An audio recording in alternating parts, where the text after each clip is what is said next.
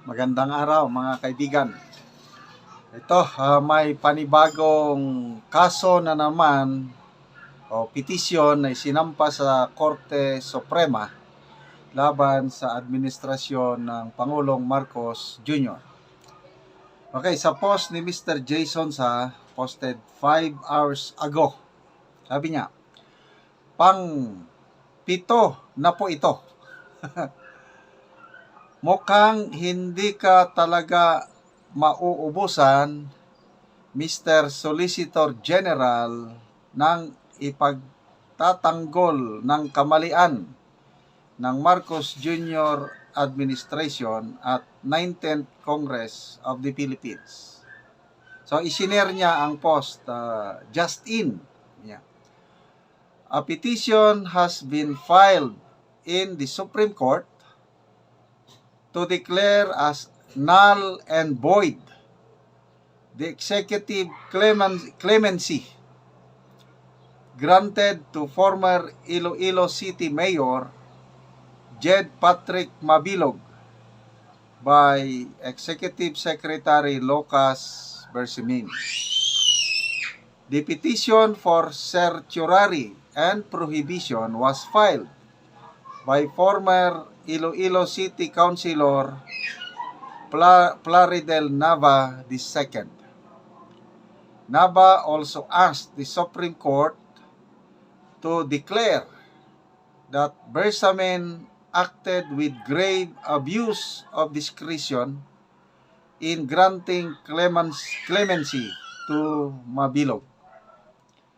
The clemency removed all administrative penalties from Mabilog's previous dismissal and restored his rights to vote and be elected or appointed to government positions.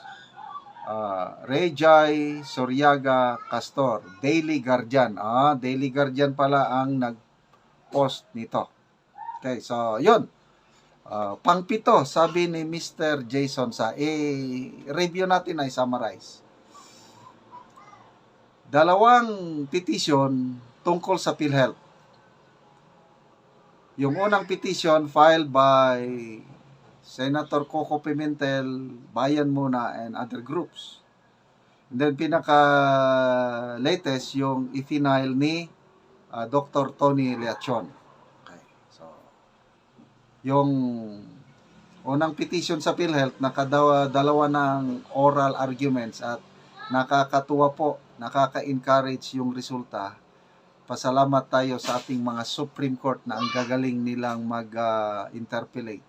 So, nabubuking na yung kalagayan ng PhilHealth ngayon. Talagang papunta na sa pagkabangkarote. Mas marami ang liabilities ng PhilHealth kaysa yung kanyang assets. Napakalaki ang deficit o negative equity, 816 billion. Okay, dalawang petition tungkol sa impeachment ni VP Sara. Ang una, yung na-file ni na Attorney Torion at tatlo pang ibang lawyers from Mindanao. Pangalawa, yung galing mismo sa kampo ni VP Sara. So, apat na yan. So, isang petition tungkol sa constitutionality ng 2025 budget. I-final ni na Congressman Ungab at Attorney Vic Rodriguez. Sa April 1 na ang oral arguments. Ano pa? Isang petition tungkol sa DDS vloggers. Yung Noisy 37 DDS vloggers na pinatawag ng TRICOM. So, So, pang-pito itong tungkol sa executive clemency ni former Iloilo City Mayor Jed Mabilog. So, yan, 7. So, you can just imagine yung trabaho ng Solicitor General. Na up to now, hindi pa nila na-submit yung comment nila doon sa petition ni na Attorney Vic Rodriguez sa constitutionality ng 2025 national budget. bukas pa, umingit sila ng deadline. Bukas pa ang submission nila. So, pero mo yan, ang daming petisyon. I don't know kung hanggang kailan makakatagal ang ating Solicitor General na to me, napaka sipag, napakatalino. Wala akong masabi dito kay Solicitor General Guevara, maliban lang yung kliyente niya, ang gobyerno, administrasyong ito ay ang daming mga policy o mga programa na kinikestyon sa Supreme Court. So yun, napapahirap ang kanyang trabaho. Okay, magbasa tayo sa comments. Tungkol dito sa pang-pitong kaso, Mike Dalacan, baka magbitiw na rin ang Solicitor General sa dami ng kasong dinidepensahan niya.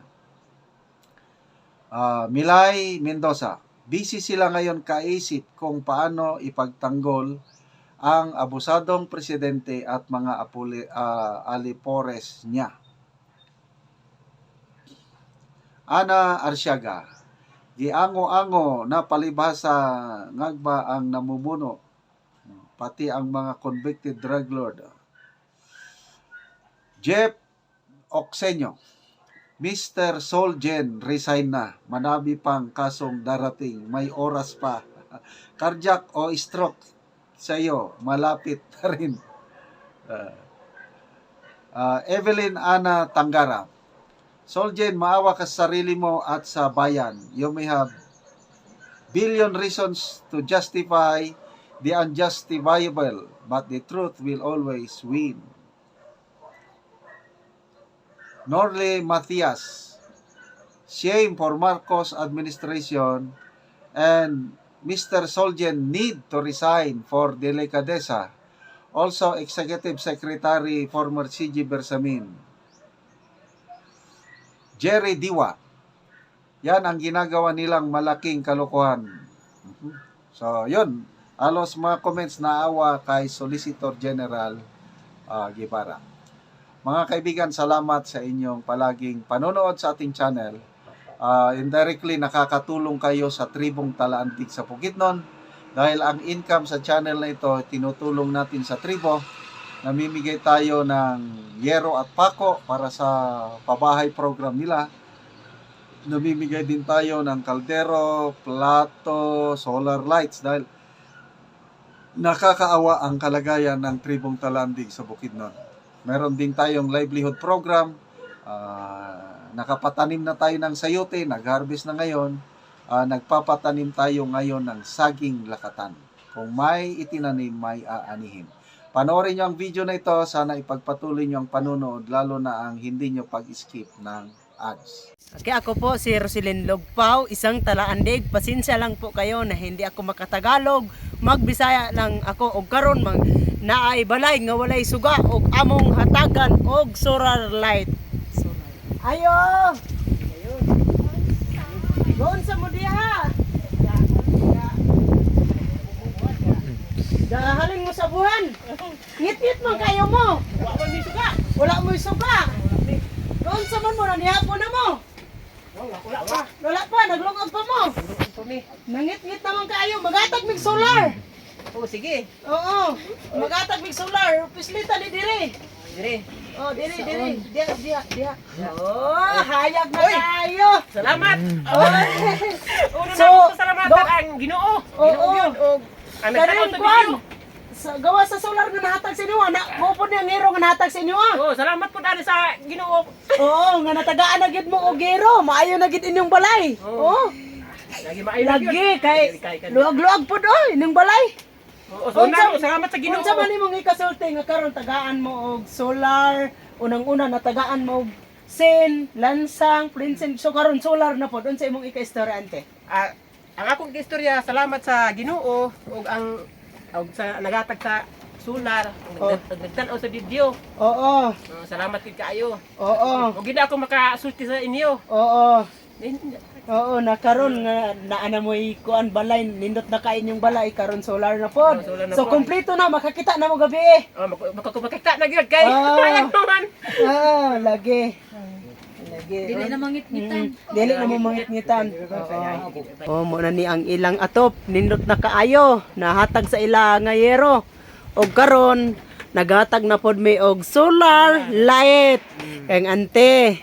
Oo, so karon pasigay sa dang inyong abuhan. Wala pa mo na ni hapon. Wala pa. Isara ra inyong kaldero. Ay, sara gyud. Isara ka kaldero. Unsa man inyong gilungag? Bugas. Oh, abrihe dong.